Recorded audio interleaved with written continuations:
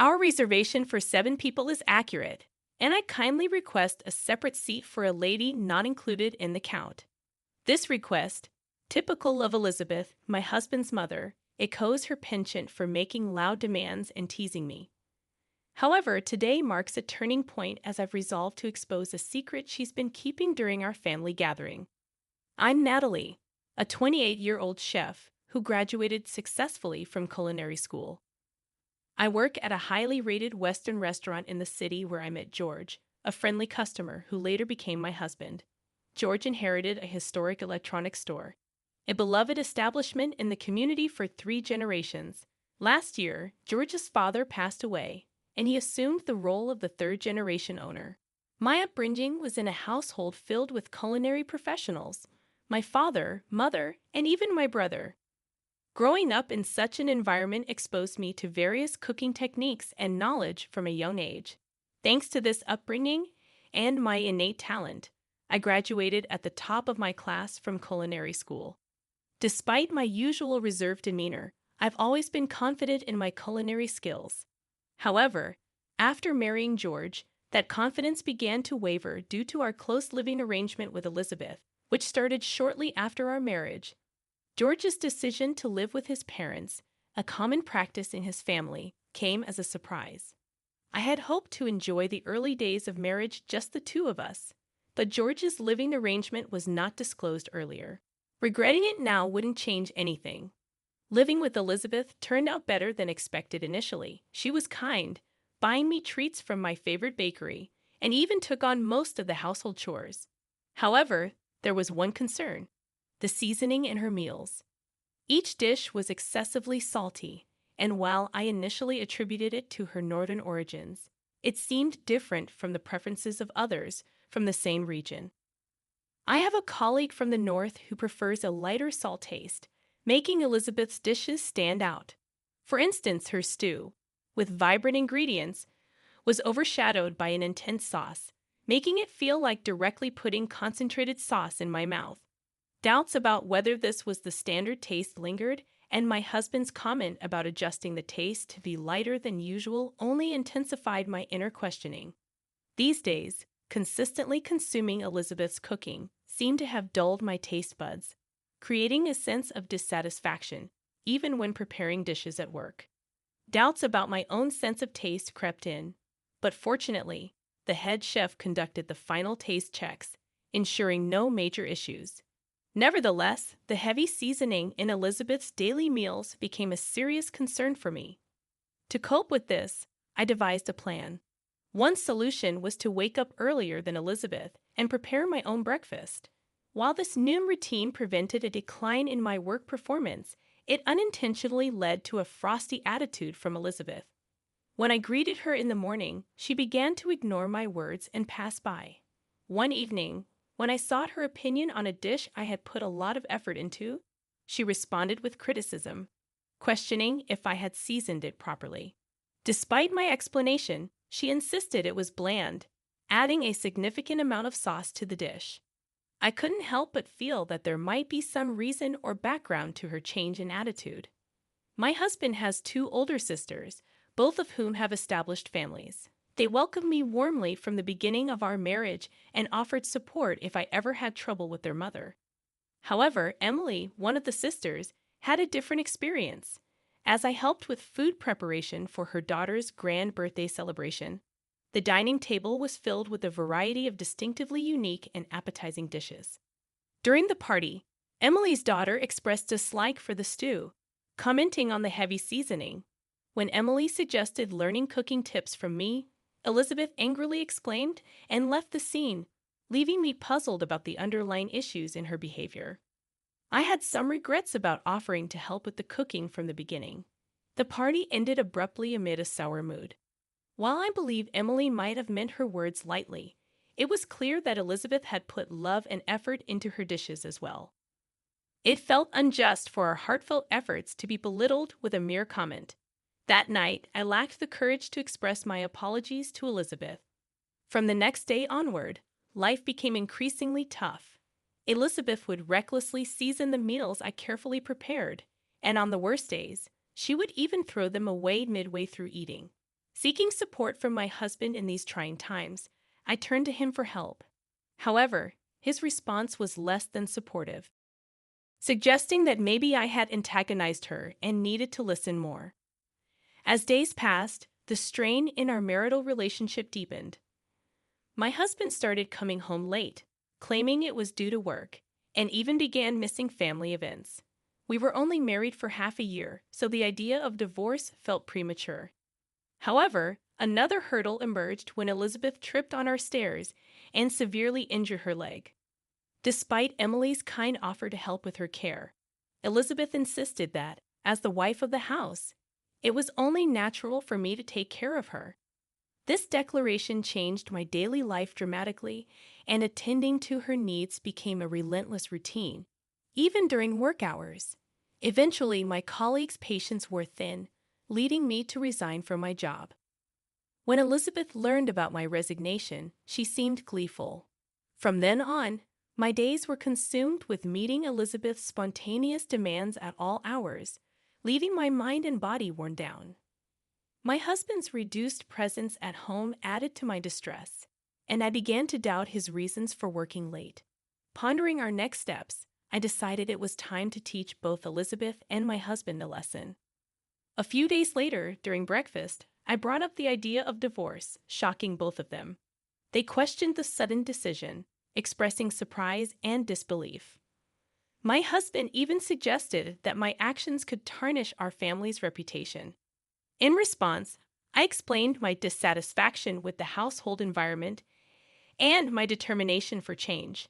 Confronted with my newfound resolve, they were taken aback. My husband apologized, expressing a willingness to be more attentive to our home life. He even suggested a break, understanding if I wanted to go to my parents for a change of pace. However, he requested that I still help Elizabeth due to her leg injury. Despite feeling disoriented, I sensed a hint of resentment in his words. I asked him to reflect on the situation, expressing my hope for positive changes if we continued to live together. I took a deep breath and calmly replied, "I'll think about it." At that moment, a smug smile appeared on their faces, revealing the evident blood ties between them. For the next few days, the atmosphere at home shifted. My husband began returning home earlier from work, but this improvement was short-lived. He soon started coming home late again, and Elizabeth's behavior reverted to its previous coldness. Despite her leg injury showing no signs of improvement, Elizabeth frequently went out without explanation. As I questioned her actions, I soon discovered a shocking truth. One day, my cell phone rang incessantly, with both my husband and Elizabeth expressing anger about me leaving Elizabeth alone.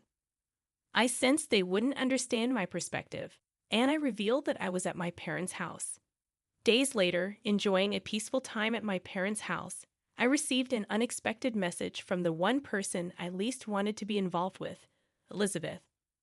The message contained an apology for her past actions and an invitation to her upcoming birthday party. Though reluctant, considering it as a bit of a luxury treat, I decided to attend.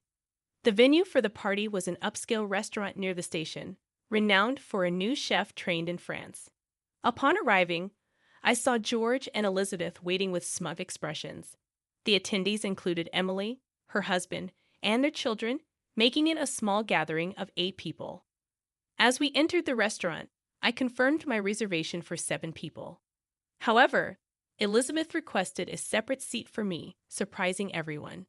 The waiter guided me to a slightly hidden seat, and as the evening progressed, the anticipated meat dish raised expectations. While delicious-smelling dishes were constantly brought to Emily's table, George and Elizabeth received none. Elizabeth's loud complaint about the delay in their food drew the attention of nearby customers, leaving me in a state of surprise and anticipation for the unfolding events of the night. I deeply apologize. The chef is preparing something special for the 2 of you, so it's taking a little extra time. Please wait for just a bit longer. Despite her annoyance, Elizabeth's face showed a hint of satisfaction, knowing they were getting special treatment. Soon after, footsteps could be heard coming from the kitchen, and their expressions froze in surprise. It was me, dressed in a chef's hat and apron. What, Natalie? Why are you dressed like that? Is this your surprise? While Emily and her husband enjoyed my appearance, George and Elizabeth were taken aback. I gently smiled and set the specially arranged dishes before them. I've prepared a special menu just for the two of you. At the center of Elizabeth's plate, a beautiful black lump was garnished with a rich sauce. I'd accentuated this using a special sauce. I'll add a little more topping to this sauce. Pouring more sauce on the dish, I felt satisfied seeing Elizabeth's surprised face. And here's a special dish for you, sir. On George's plate, various delicacies were beautifully arranged, each shining brightly. Please try it with this special sauce. Placing an elegant sauce bottle on the table, I watched the service. Emily's daughter laughed cheerfully, and they both looked a bit surprised yet intrigued. However, their expressions soon turned to anger. This is unbelievable. I've never seen such inappropriate service. Call the manager. George exclaimed. I calmly replied, I'm the person in charge here. Is there a problem? Elizabeth joined in. Are you the one allowing such disrespectful service? This is unforgivable. We're going to exercise our rights as customers and sue you. I continued, feel free. But we're also considering legal action for the disruption you've caused. How dare you? It turned out that they often visited this restaurant and were always demanding. The staff already saw them as problematic customers, and now, with my brother Peter managing the restaurant, they were being treated impartially. Peter, Elizabeth, and George were utterly stunned upon realizing that the person in charge was my brother. In reality, this popular restaurant was a product of Peter's diligent management and hard work. They had not been informed of this fact before. Peter had previously undergone advanced training in France and couldn't attend our wedding. Although he had sent a generous gift, he had never spoken with Elizabeth or George. However, he remembered their faces from family pictures. We didn't know any of this. Could you explain? Emily asked, cheerful, but with a slight shadow in her eyes. Actually, we came here to dine with some shopkeepers from the town's marketplace. It's trendy these days to have dinner in such modern restaurants. At that moment, a staff member approached politely. During your last visit, you left behind an item. Please allow me to return it. Handing over a shimmering earring, Emily added, you often dine here with men wearing earrings. Isn't that a bit risky? George's face momentarily froze in surprise at Emily's question. How did I come to know of this secret? A few weeks ago, I harbored suspicions and decided to hire a detective to investigate. The result was a collection of photos depicting George enjoying dinners with another woman at this restaurant, and even moments where they entered a hotel together. To be honest, I felt more relieved than betrayed. Marrying him was a mistake. I'm planning to file for divorce. Just be prepared. This was the first time George had openly spoken about divorce, but for me, it was an anticipated moment. Just don't forget to pay the alimony. Don't worry. I recently secured a big business deal, and financially, I'm pretty well off now. I'll gladly pay all of the alimony in full. Hearing that gave me peace of mind. Now about you, Elizabeth. Until now, she had been wide-eyed at the unfolding conversation, known by the staff as a regular at this upscale restaurant. What do you want from me? Since my husband passed away, I don't think anyone has the right to complain about my behavior. However, I had also had a detective thoroughly investigate her secrets. It turned out she had been in a secret relationship for 5 years, even though her husband had passed away just a year ago. What are you talking about? Emily and her siblings, hearing this for the first time, stared at their mother in shocked anger. This revelation was unbearable for them, as they deeply cherished their father. Although I, too, was surprised by the investigation's outcome.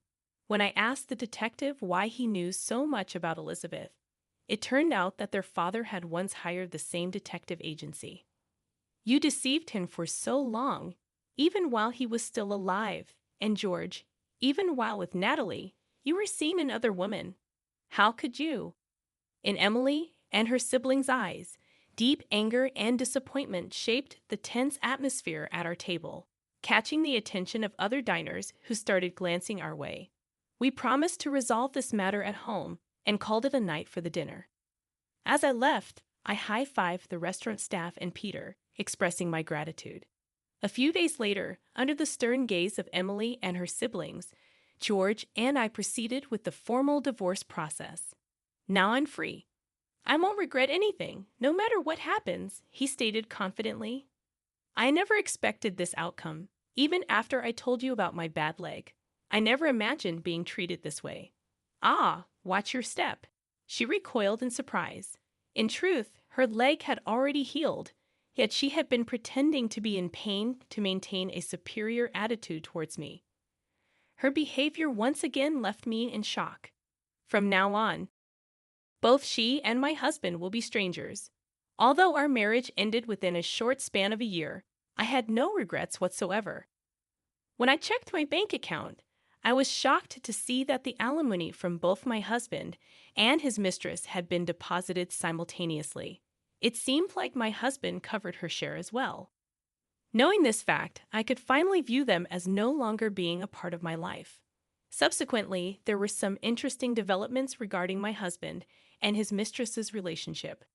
He had gone into debt to pay the hefty alimony, but shortly after our divorce was finalized, she dumped him quite easily. From the information I received from Emily, it was revealed that the woman is infamous in the area for targeting married men.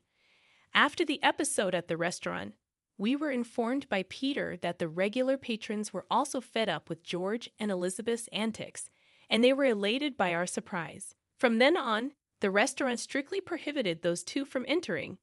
Moreover, their dishonest attitudes quickly became known throughout the community. A major contract that my husband had been boasting about was eventually canceled, and his electronics store, sustained by the deep trust of the local community, now faced a challenging future. Elizabeth's subsequent life became quite difficult. Suddenly abandoned by her longtime lover, further medical tests revealed that her unhealthy lifestyle was affecting her health. Her health condition was significantly tied to her own way of living, which wasn't deserving of any sympathy.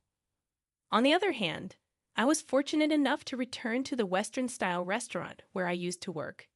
Even though they knew about my past, the staff and management warmly welcomed me back. The spaghetti lady, Emily, and her family still came to this restaurant often, and their presence was a significant support for me. They had decided to completely sever ties with George and Elizabeth.